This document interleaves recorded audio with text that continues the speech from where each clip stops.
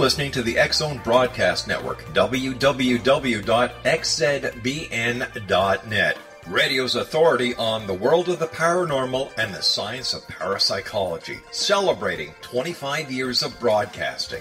Broadcasting around the world and to the great beyond.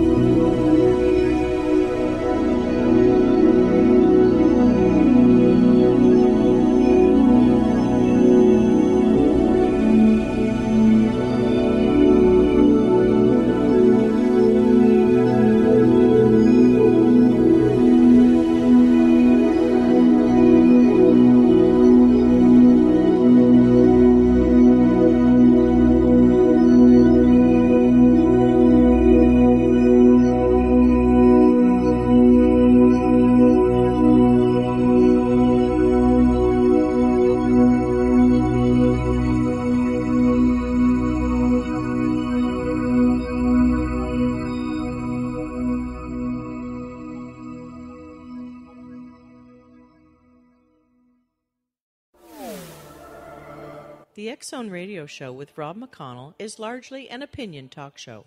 All opinions, comments, or statements of fact expressed by Rob McConnell's guests are strictly their own and are not to be construed as those of the X-Zone Radio Show or endorsed in any manner by Rob McConnell, Relmar McConnell Media Company, the X-Zone Broadcast Network, its affiliated networks, stations, employees, or advertisers.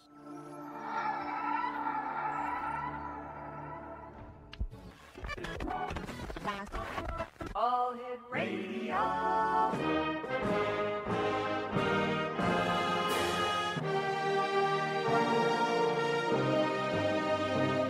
Welcome to the X-Zone, a place where fact is fiction and fiction is reality. Now, here's your host, Rob McConnell.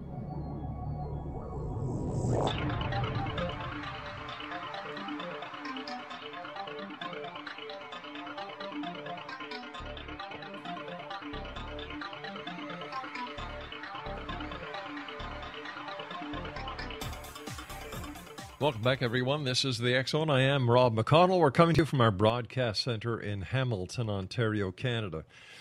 Now, you can always send me an email, xzone at xzoneradiotv.com, on all social media sites, X-Zone Radio TV, and our radio website, where you can find out what we've done in the past, where we're doing today, and where we hope to be tomorrow at www.xzoneradiotv.com. Now, what we have done for all the members of the X-Zone Nation around the world is we have made our first season of the X-Zone TV show available for one and all, 12 complete episodes, no commercials, just the shows at www.xzonetv.com. And the X-Zone comes to you Monday through Friday, 6 p.m. Eastern until 10 p.m. Eastern, right here on the Mutual Broadcast Network, X-Zone Broadcast Network, Talkstar Radio Network, and in Europe on Radio X. My guest this hour is Dan Terry, and he is an author, ghost hunter, a Coast Guard veteran, and has been a police officer for nearly 30 years. I guess we can say Dan is an assistant chief of police by day, but by night, paranormal investigator. He began his ghost hunting in the mid-'70s, inspired by his television hero, Kolchack, the Night Stalker, realizing quickly that sitting in empty, old homes or cemeteries and listening for voices were not accepted in the military or in police work. He stopped active investigations until the television show Ghost Hunters exploded on the scene and made ghost hunting mainstream. Dan has written 5 books on ghost hunting to date. This includes the most recent book, Too Ornery to Die, in which he hunted the spirit of Missouri's first known serial killer, Bertha Gifford, from the home in which she started her murderous rampage to the jail cell where she awaited trial, slowly going insane. Joining me now is Dan Terry. And Dan, welcome to the X Zone. Thank you, sir. I appreciate the invitation. Well, it's great having you with us, Dan. Tell us a little bit about your early days as the spook stalker. Well, how early we want to get? Back in the 70s, after I was introduced to Kolchack, the Night Stalker, and his style, as soon as I got my driver's license, me and a few friends started ghost hunting, going to haunted places. We even debunked our very first case. What was that? How did you debunk your case? Because this is very rare for a ghost hunter to actually say they've debunked their case. This was a rare one, I suppose. We got an old legend of a haunted tombstone that reportedly glowed. And as we approached, it was glowing. I can't deny that. But after a little while, we figured out about a quarter mile away, as a car turned a corner, the lights would hit that just right. And as it passed, it would stop glowing, of course. But from the road, it looked like it was glowing. So there you are, mystery solved in the true fashion of an assistant police chief. I can't tell you I wasn't scared for a little bit, but we got it. No, there you go. As a police officer, you are trained for the facts. Do you find that your expertise in law enforcement is a definite asset when it comes to investigating the paranormal? Absolutely. Absolutely. And I think the best thing I've got is the ability to question and look for people not quite telling the truth, body language, that sort of thing. All the training that you've acquired over the many years in law enforcement. Absolutely. All right. It comes in very handy. I'm sure it does. And as I was saying to you before we went to air, there are more and more law enforcement officers who are coming into the realm of paranormal investigator than I have ever seen before. And I've been doing this show now for 25 years. That's incredible. It is. You and I will return on the other side of this break as we continue here in the X Zone with our special guest this hour, Dan Terry. And Dan's website is www.spookstalker.com. This is the X Zone. I am Rob McConnell. Don't go away.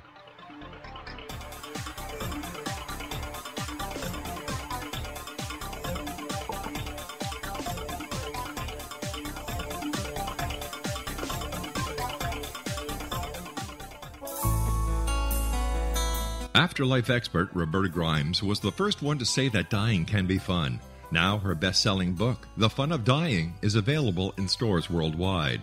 So if you wonder whether death ends life, how it feels to die, or what heaven might be like, The Fun of Dying was written for you.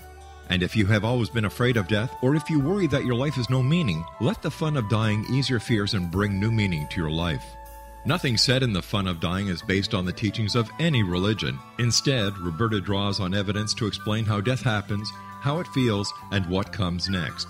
A lot of the best death-related evidence was produced in the first half of the 20th century. When it is put together with recent discoveries, it tells a consistent and amazing story. Roberta Grimes blogs and answers questions at robertagrimes.com. Her wonderful book, The Fun of Dying, is available on Amazon and at stores worldwide wherever books are sold. You're listening to the X Zone Broadcast Network, www.xzbn.net.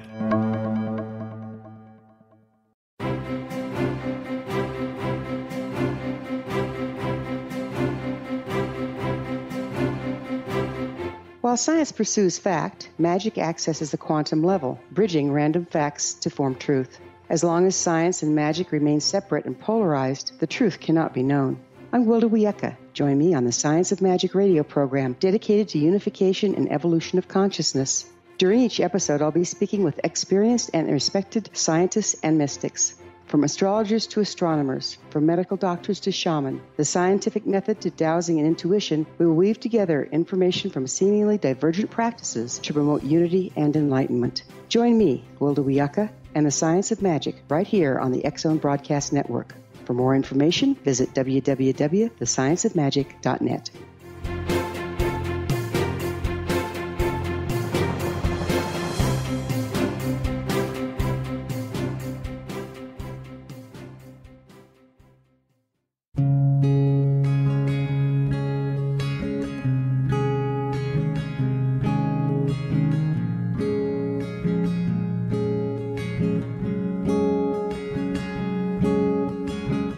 Starr began to demonstrate a metaphysical connection to the spirit world as a little girl. Her family noticed the connection, but it was a great-grandmother who told the family that Linnea was indeed gifted. The great-grandmother, who was also gifted, felt that Linnea had indeed inherited these attributes. It has been noticed that oftentimes such things are passed down through the generations. Linnea was also born with a caul, a thin white membrane across a newborn's face. Legend has it that if the baby is born with this caul, the child will have second sight, or what we call psychic abilities. Linnea Starr does past, present, and future, and has the gift of prophecy. It is written within scriptures that if you are able to give factual information, and prophecies indeed come true, the gift indeed comes from the divine realm. Linnea Starr does large interactive groups as well as private gatherings. For more information on Linnea Starr or to contact Linnea for a one-on-one consultation, visit her website at www.linneastar.com. That's www.linneastar.com.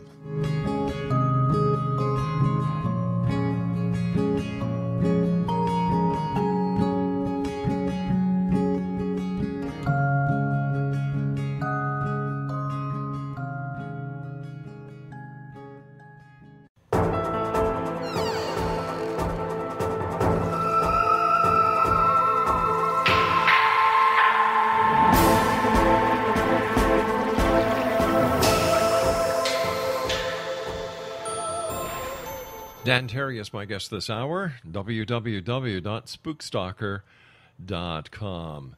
Dan, to date, what has been your most perplexing paranormal investigation? Boy, that covers a lot of them. But I'd have to give it to the Diamonds. It's an old truck stop. Used to be on Route 66 out here. Mm-hmm. And I ran into a shadow person that not only didn't run, but challenged me in front of a room full of witnesses. It was pretty exciting at the time. Tell us about it.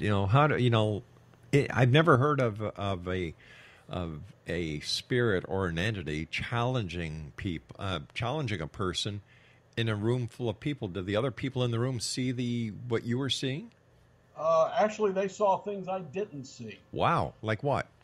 Well, the shadow was walking back and forth on a wall. It looked like a normal shadow. Mm-hmm. And I watched it, and there's something wrong here. And somebody else, a guy named Tim Clifton, mentioned that he saw it too. So I went to the only window in the room, and I said, now, does that block it? And the guy said, Dan, I see your shadow, and I see its shadow. I said, all right, I'm going to step in front of it. I actually turned my back on it and stepped in front of where I thought the light was coming from. And about 12 people in the room took a big, deep breath all at once. And I was certain I was about to get killed. But one of them very calmly said, Dan, it's above you. And apparently when I stepped in its way, it literally lifted off the floor and raised above me. And I turned around and saw it then, and it stayed around another 5-10 minutes and then faded away, but it responded to my challenge. Dan, how do we explain a shadow that has, by all means, an intelligence of it when we can't see anything solid in front of it in order to create the shadow? Well, I haven't quite come up to an answer on that one yet myself, but I think a lot of them are just spirits that haven't developed into full-body apparitions yet. Others may be demonic. I've heard that, but I cannot swear I've ever seen a demon or dealt with one, so I'm just not totally sure. Have you or any of the investigators that you know ever been physically assaulted by a spirit? I've been pushed, scratched. I've been bit. Wow. Yeah, that one was at the Waverly Hills Sanitarium. So, yeah, actually, I've known several who's been scratched. In the house you talked about earlier, Bertha Gifford. Yes. The first time we was there, investigator got scratches on the back of her neck. And that was pretty exciting. I guess it would be. But here we are in the year 2016. We have all this technological equipment, and yet we still do not understand the basic premise of what a spirit is or what a ghost is. That's true. You know, it must be very perplexing when you go to a place, no matter where it is, and you are physically assaulted by something that is there but cannot be seen, which means it doesn't have mass, but yet it can create either a scratch or push someone. I have come to the conclusion that these spirits have the same personality in death that they had in life. So it is no different for me from walking into a domestic situation, into a possible burglary. They're fighting back, just like normal, everyday living people do in the wrong situations. So I take it as just kind of normal, everyday stuff. Okay. Tell me about the Bertha Gifford case. She was quite a woman. Lived over in Jefferson County, Missouri. She was considered the prettiest gal in the county in her day. This would have been late 1800s. Her and her husband, her first husband, ran a house, kind of a hotel, a place where people could come and get a meal and stay the night. Somewhere along the line, she met another guy, and her husband, strangely enough, died of a stomach ailment, is how it was worded. Neighbors at the time said them two were fighting a lot. After a respectable few months, she married her boyfriend, and they moved to another part of the county. But throughout all of her time, there were strange deaths around her. And it was mostly her second husband's family, several members of that. They know for absolutely certain she used arsenic to poison 3. 2 children and a 70-some-year-old man. They suspect 17, and I've heard the number go as high as 32. Eventually, she did get caught, and she was arrested. She was put in the county jail here in Franklin, where her insanity began to come out more. She would scream foul language from the top window out to the people below. She wouldn't eat. She was afraid somebody would try to poison her. Eventually, she was found not guilty by reason of insanity, spent the rest of her life in an insane asylum where she died in the 50s. And she got very upset when she was told she couldn't be the cook. I wonder why. Yeah, I couldn't understand that. One of her doctors had a cleaning woman, a woman who took care of the house, who passed away. She tried to get that job. Got upset when they wouldn't hire her for that either. Now, does she haunt the insane asylum where she passed? Well, that building is gone. Oh, I see. It's no longer standing. She does do the house in Jefferson County and the jail in Franklin County. And in Jefferson County, we could hear her in her high heels walking on the floor above our heads. And like I said, one investigator was trying to talk to a child spirit and got scratched on the back of the neck, 3 long scratches. Got a good photo of it in one of the books. Wow. And another investigator who gave me her photo, one I trained, as a matter of fact, she got a picture in there of a child, looks like a boy, possibly 7, 8 years old, and he's wearing bib overalls, standing in a window looking in, from the outside looking in. He had no eyes, but the rest of him was right. There's a lot of spirit still at Morse Mill. Why do the spirits remain? Why don't they go to the other side? Why don't they go to the light? I think there's as many reasons for why they don't go to the light or go to the other side as there are people. Some of them are afraid to go to the other side, afraid of judgment. Some feel like they're being held here with unfinished business. I think the children are afraid of her and afraid to leave because of the fear they've developed of her. I'm not sure they even understand what they can and can't do on the other side. How many paranormal groups would you say go through that house in a year? Boy, if I said 20, I'd probably be low. Really? Somewhere in there, yeah. A lot of groups go through 2 or 3 times, as a matter of fact, because of the activity in that house. So, with all this activity that's going on, why do groups keep going back time after time after time? What is the draw? What is the finality? What are people looking for? Well, a lot of people say they're looking for answers. Myself, I don't think we're going to find any answers. I do it just because I like the thrill. I like the adrenaline rush of actually making contact with the other side.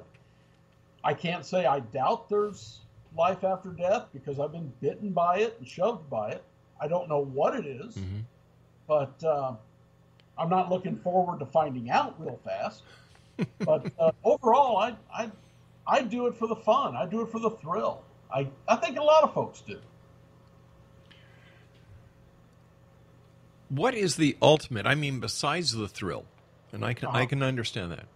But what, as a paranormal investigator, are you trying to accomplish? Well, I guess we all want evidence.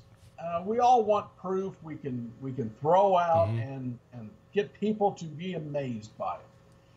But like I've said before, if I capture a demon and tie it up with a golden lariat, spitting fire with horns and a forked tail, and drug it into a room full of 100 people, somebody's going to scream Photoshop. And when they do, 50% of the people will agree it was Photoshop. You just will never be able to prove this to the masses. We can only prove it to ourselves. But why do you think there's so much skepticism when it comes to what paranormal investigators truly believe as evidence, and when they do show it to the masses say Photoshop? What has caused this mistrust? I don't know if it's mistrust as much as it is simply they don't want to know. In fact, I had an investigation here just recently where this one guy kept swearing his mother was dead. The Bible told him that when she died, she went to heaven, she went to hell, but she was not on this plane. And when I proved to her that it was his mother, it was an amazing experience how he cried and just fell apart in front of me. How did you prove to him that it was his mother? I handed him a pair of dowsing rods. This is my favorite tool for ghost hunting. I've been using it now for several years. Just a simple pair of copper rods. Put it in someone's hand, show them how to hold them, and then told him, ask whatever questions you want to ask. And he was getting the right answers. And then I told him, don't even ask. Think the question you want to ask your mother and see if the answer is yes. And again, he cried and apologized to me. He had called me a liar and was ready to throw me out of his house earlier. There was just no way his mother could be there. Dan, stand by. We've got to take our news break at the bottom of the hour. Exo Nation, Dan Terry is our guest. www.spookstalker.com. Whether you're a skeptic or a believer, join me Monday through Friday from 6 p.m. Eastern until 10 p.m. Eastern, right here on the Mutual Broadcast Network, X-Zone Broadcast Network, and of course, Talkstar Radio, and in Europe on Radio X. There we go, a little dyslexic right now. We'll be back on the other side of this break. Don't go away.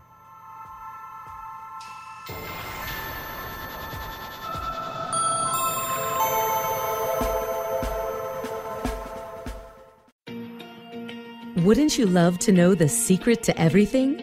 Well then, meet Dr. Kimberly McGeorge and her cutting-edge breakthrough knowledge that combines science with possibility. Dr. Kimberly brings real-life answers and healing to those open to alternative solutions.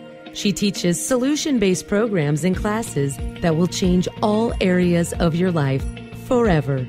Specializing in conscious creation, intuitive readings, and energy medicine, you can rapidly shift health, relationships, business, and money and abundance challenges quickly. Receive her best-selling book, Secret to Everything, at no cost by going to secrettoeverything.com/X-Zone. That's right, transformation can start now. Just go to secrettoeverything.com/X-Zone and receive Dr. Kimberly's book for free. You're listening to the X-Zone Broadcast Network, www.xzbn.net.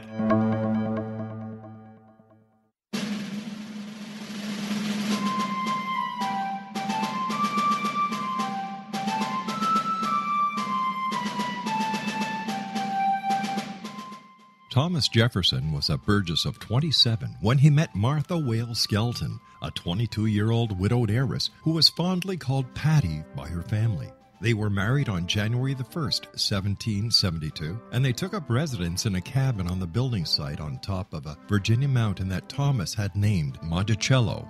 As Thomas and Patty slowly built their first version of the great house at Monticello, the Revolutionary War was heating up.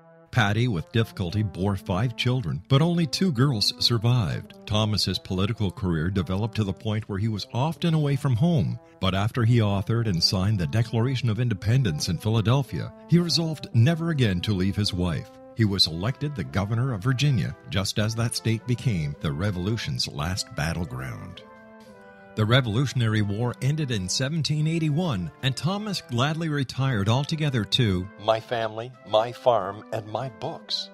But Patty continued to want to bear her treasured husband a son, and late in the summer of 1782, she died of kidney failure at the age of 33, 4 months after having borne yet another girl. Thomas was so devastated by her death that he never remarried.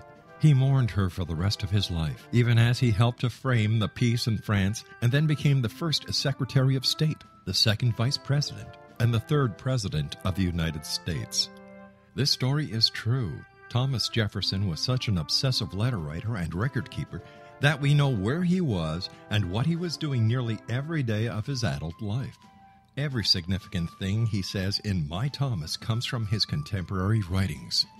My Thomas by Roberta Grimes is now available at Barnes & Noble, Costco, Target, Books A Million, Hudson Booksellers, Kmart, Walmart, Sam's Club, Walgreens, CVS, and online at Amazon.com.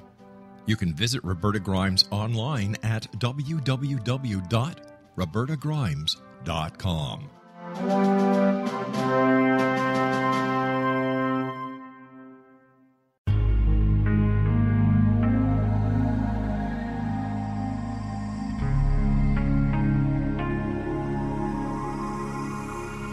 The scientist and the mystic have been on an age-old, relentless search with one thing in common. They seek truth. Their paths converge in the 40,000-year-old practice of shamanism, an ancient science delving to the quantum level of life, facilitating healing, manifestation, and evolution.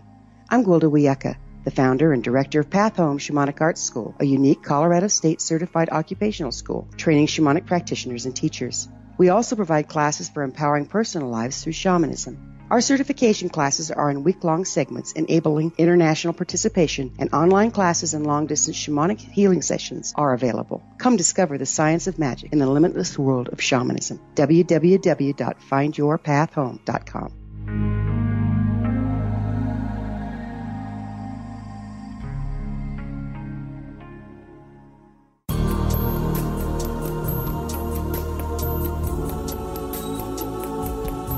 Unwilling to be the government's deadly assassin, gifted psychic Kahara Mitchell went AWOL and ended up buried under rubble in the wake of a great tsunami. She regained consciousness far from Earth on the medical ship of a Daguerrean intergalactic fleet. Has she been rescued or abducted by aliens? The Chalice of Carrie, Kahira O'Donnell's latest paranormal science fiction romance, is the passionate story of an Earth woman and her destined mates, twin kings from another galaxy. Kahara uses her gifts fighting alongside Lords Rom and Ra in a war that will determine the destiny of galaxies. The Chalice of Carrie by Kahira O'Donnell is now available at KahiraO'Donnell.com or at Amazon.com.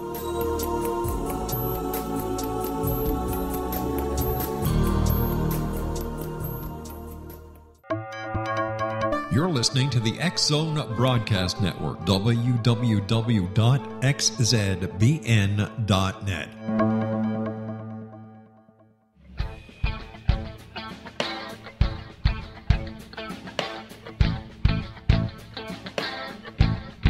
What happened in Benghazi is revealed by Nicholas Genix, author of Obama, Islam, and Benghazi. He informs the American people that President Obama deceived them by advocating a strong foreign policy prior to the 2012 presidential election, and Hillary Clinton supported this deception.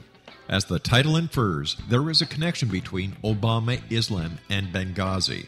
Ample evidence informs Americans that Obama's early indoctrination in the Quran developed an affinity for Islam, why the Quran is the source of discontent in many countries, and why the Obama foreign policy deception led to poor military action and caused the loss of American lives in Benghazi.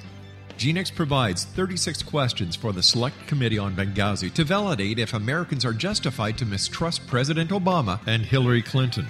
An overview of Obama, Islam, and Benghazi is presented on the website www.futureofgodamen.com. That's www.futureofgodamen.com.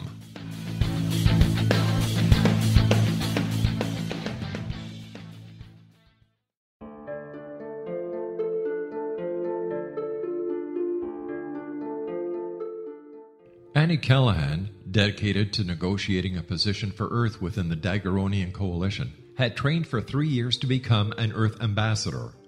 Yet, the very eve of her arrival at the capital ruling planet, she is claimed as destined mate to an oversized, mating-maddened vamp who swears he will never release her.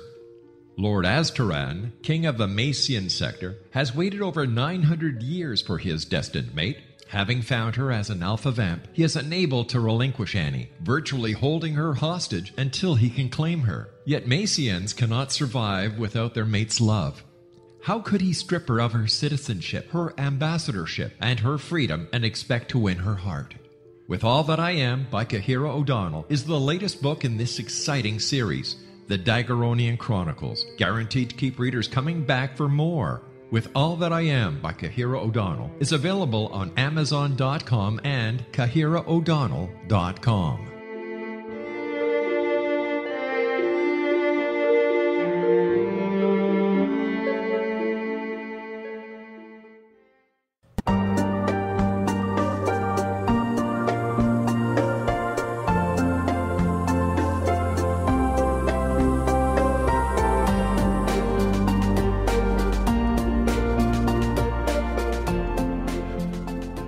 Dan Terry is our guest this hour. X-Zone Nation website, www.spookstalker.com. Dan, before we went to the news break, you were telling us about your favorite tool being dowsing rods. Two pieces of copper wire that are in an L shape, and you place them in your hands, and away you go. Why do you put so much faith into the dowsing rods? They just have worked for me since the very first time I used them. I was doing a charity ghost hunt in a place called the John Bush Brewery, which is the original Bush beer brewery, and it's in Washington, Missouri. And I brought them in there only because these people had paid good money for these tickets to ghost hunt with me, and I only have one K2 meter. So I got these rods for them, and they just took off and worked great. So I've been using them ever since, and I hand them to people who are very skeptical of them, and they will look at me. That they feel a power coming through them. They say I'm not moving them, and they're getting the answers. It's just a remarkable ghost hunting tool. What other tools do you use? You said a K2 meter, and what kind of equipment do you use? Do you go after EVPs? I do. I have a couple of just regular Walmart-type digital voice recorders. They seem to work best. And again, because of my background, I don't filter. I don't try to make sounds better than they are. If I don't hear them playing, then I don't use them. My evidence is got to be right there, obvious, or I won't use it. So I use cheap recorders and video cameras and regular old stuff. The dowsing rods is about the only thing I use that's different from a lot of people. How hard is it for you to teach someone how to use a dowsing rod? Well, 30 seconds if they're skeptical and don't want to listen. 10 seconds if they're not. I just put it in their hands. I put them right where the fingers touch the palm of the hand and show them how to keep their fingers loose and their thumbs down. Start asking questions. And it works every time. It's really been an amazing device. I was in Kansas at the Oz Museum, Wizard of Oz Museum, just 6-8 months ago. And a guy begged me to let him use them, which I was glad to, and he wasn't getting anything. We went to another building, a theater, the Columbia, and there he asked again, and throughout this, it turns out a family member who had passed was trying to contact him. And I told him the same thing. Think the question. You don't have to say it out loud, but see if you get the right answers.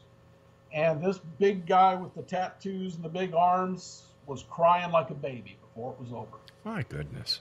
It's pretty interesting. Lately, over the last 2 or 3 years, I've had a lot of family members coming through and talking to the people that's there on the ghost hunt with me. It's really been wild. I'm thinking I need to write a book about it. Do you think that that these spirits are coming through while you're there because you were sensitive and they can tell your honesty and that you exude integrity when you're doing it because of who you are? Well, I'd sure like to think so, but I really believe these spirits have been waiting for the right time and looking for a way to get their message across. Mostly like this fella in Kansas, the message was, it's okay, I'm all right. But I think it's the right time, right place, right time, right tools. And they're taking advantage of it. They're taking advantage of it. Who are the they? The spirits. I really believe the spirits of these family members are coming through just to make contact and give these folks some comfort. I did one last fall, and actually it was a local county queen contest for the county fair, and they asked me to do the ghost hunt there at the Bush Brewery for them for a photo op, and about 4 of them had family members literally come through. One, a boyfriend who had died in a car accident about 8 months earlier, and she ended up calling his mother to come because he was there giving the messages.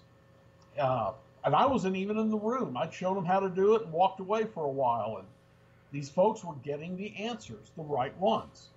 So it's the spirits wanting the right time. I provided them with the means, and they took it over. But how did the spirits know that these people were going to be there? It could be they just they can see the future. I don't think time has the kind of linear meaning on the other side it does for us.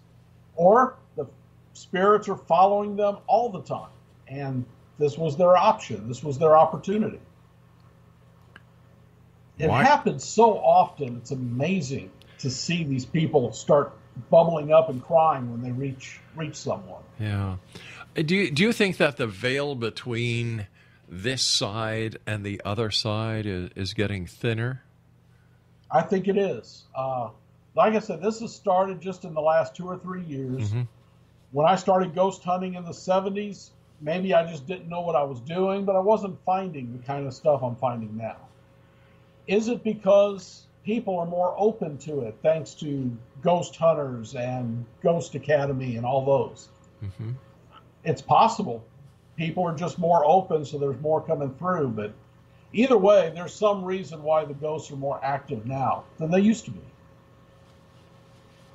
Now, when you do an investigation, do you bring other investigators with you? Do you bring a psychic or a medium with you? Or do you stick to the tried and true of the dowsing rods? I have a sensitive on my team that I use a lot. His name is Tim Clifton. I was actually working a local ambulance shed that was haunted. And he wasn't with me. He'd been in a car accident, wasn't available. Geez. I didn't even tell him I was going. Get a call in the middle of it. I answered it, and he said, Dan, I said, Tim, I'm busy. He goes, I know, there's an old woman there in the room who wants to speak. She does not want a lot of attention. She wants somebody to know she's there. She's a mother figure, and in World War II, she did something, maybe draft board, something to do with the war. And it turned out the main ambulance guy, the guy who runs it, older lady had recently passed. He considered her a mother, and she met her husband working in an airplane factory in St. Louis. And it just, everything worked out just right. That's why I believe in this sensitive. Exonation, my guest this hour is Dan Terry, and his website is spookstalker.com. Now, are there any Civil War or early battlegrounds that you have investigated?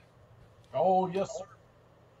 We was in Kansas, and it was one of the last battles as General Price was getting out of Missouri trying to get back to the South. He had a large Union force right behind him.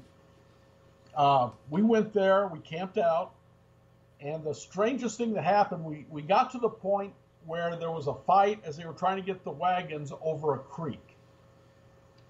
On the way back, something was walking in the woods around us, and there was about 6 of us that heard it, and we could hear their footsteps. They escorted us towards the bridge. When I stopped and challenged them, I would say easily 50 owls started screeching, and they continued this loud, incredible screeching as we exited quickly to that footbridge. And I mean, literally, as soon as the last person stepped off that bridge, the owls stopped. Bang. And that was pretty wild. We got a lot of interesting evidence that day at that battlefield. What kind of evidence did you get? We got some voices. I was with another group, actually. I was with Kansas Paranormal Research Society. I work with them quite often. There's several groups that allow me to work with them. And their psychics were sensing stuff. Got some orb photos, some very, very powerful orb photos. They got some EVPs of rifle shots, as a matter of fact. And we didn't hear them at the time. Yeah, it was an interesting place. How do we explain that EVPs cannot be heard at the time of recording, that they're only heard after when the recording is played back? I have an explanation for that. It's happened to me several times. In fact, I only remember one time I was in a room and I suggested the ghost was hanging around waiting for his wife to pass, and we heard a loud no that didn't record. But we all heard it. Wow. Other than that, usually we get them both. We can hear them, then we can record them. But I really don't have an explanation why sometimes it works, sometimes it doesn't.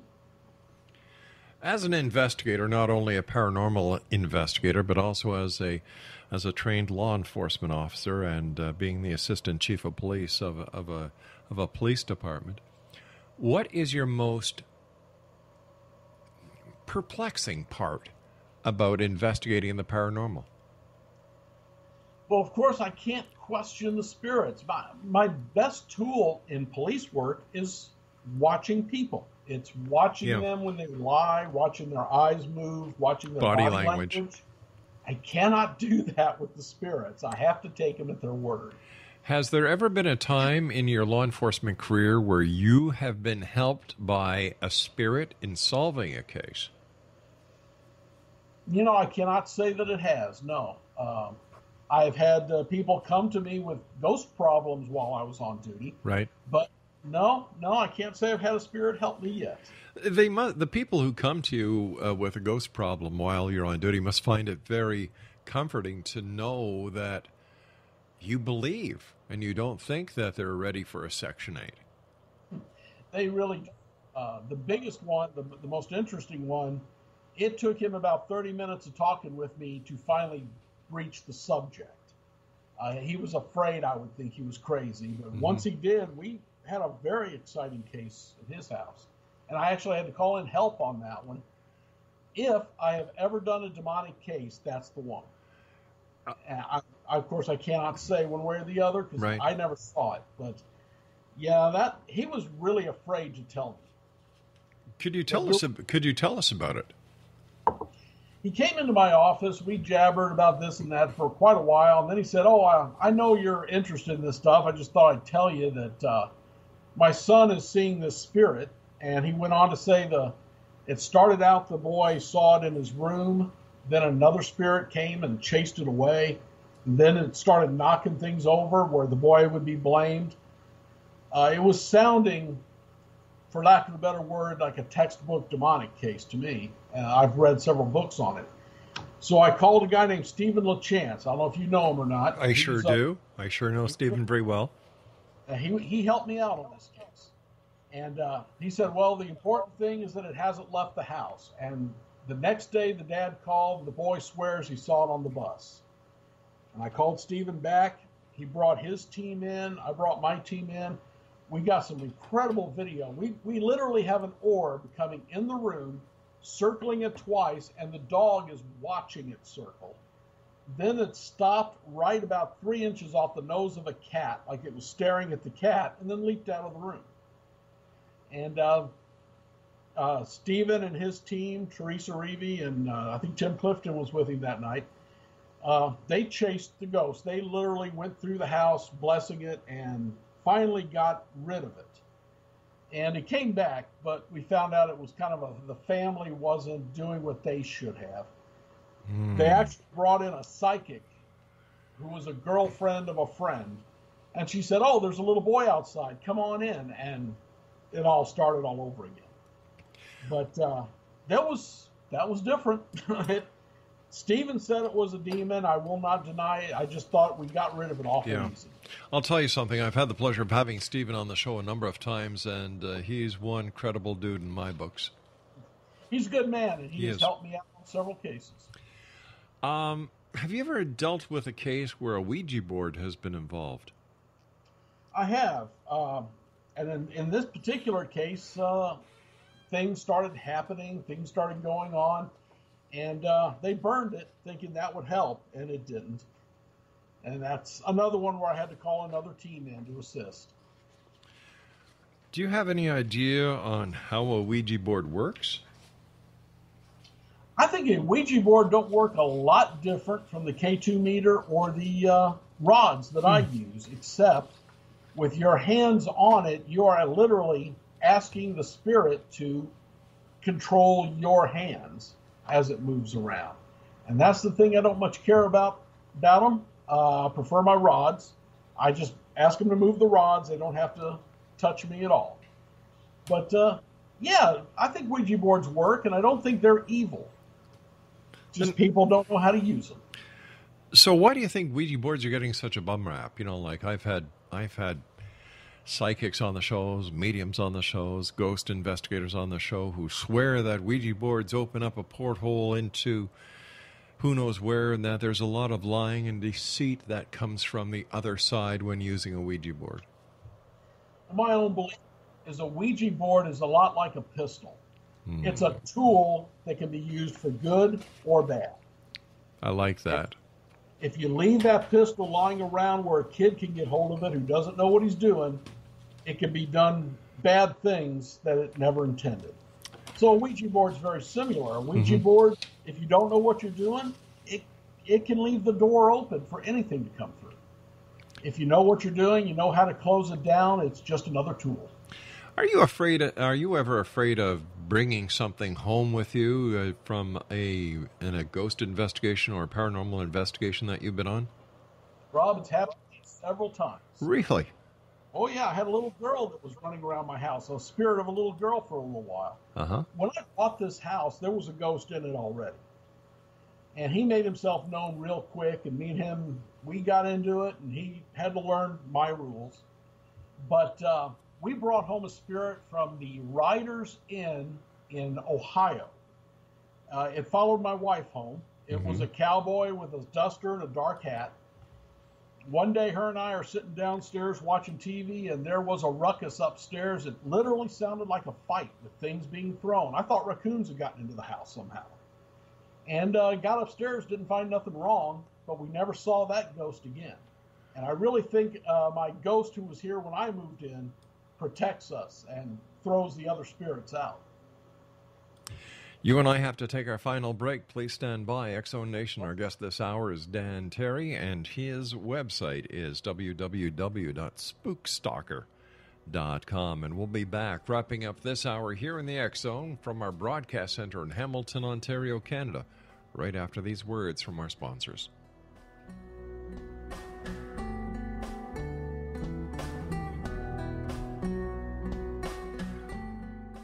Little children aren't the only ones afraid of the dark. Millions of soldiers return from war zones with PTSD, anger, frustration, fear, and loneliness, much of which surfaces during the darkness of the night. You have the chance to change the lives of these American heroes. Songs and Stories for Soldiers.us provides free MP3 players for these men and women. With a list of 3 million songs in 16 different styles, 100,000 audiobooks, and 30,000 old-time radio programs, every veteran can find something to soothe and comfort them at no cost. All our players contain an 8-hour audio program designed to help veterans fall asleep. With 1,500 plus vets now participating, it's our goal to deliver 10,000 audio players this year. Go to our website at songsandstoriesforsoldiers.us. Help us help a veteran make it through the night.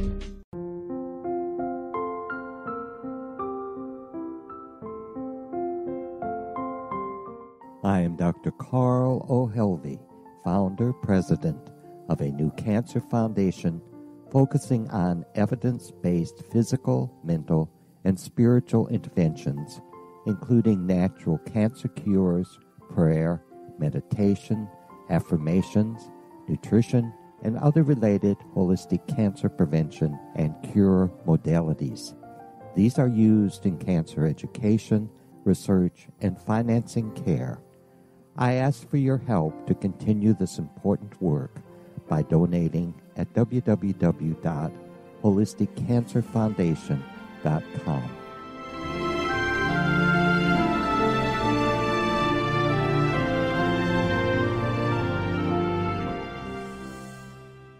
You're listening to the X-Zone Broadcast Network, www.xzbn.net.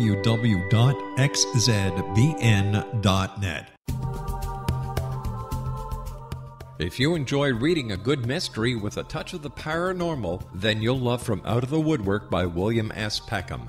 Sean Kennedy, a Toronto contractor, buys derelict houses, guts them, and turns them into multi-family dwellings.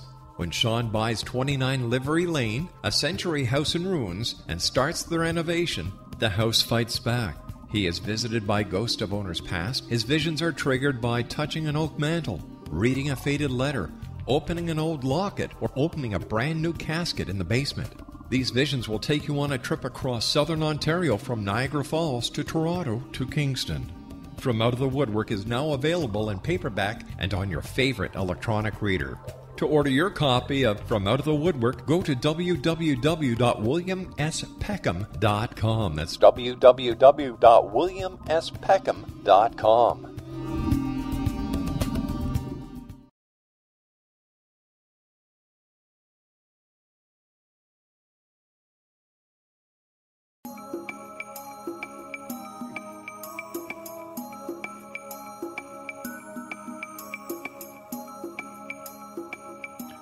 Dan Terry is our guest of this hour, X-Zone Nation, www.spookstalker.com. First of all, Dan, I want to thank you so much for joining us tonight here on the X-Zone. It's been a great pleasure having you on, and thank you for sharing the cases that you've worked on over the years. And I want to wish you much success with your books. And where can your books be found so our listeners can buy them?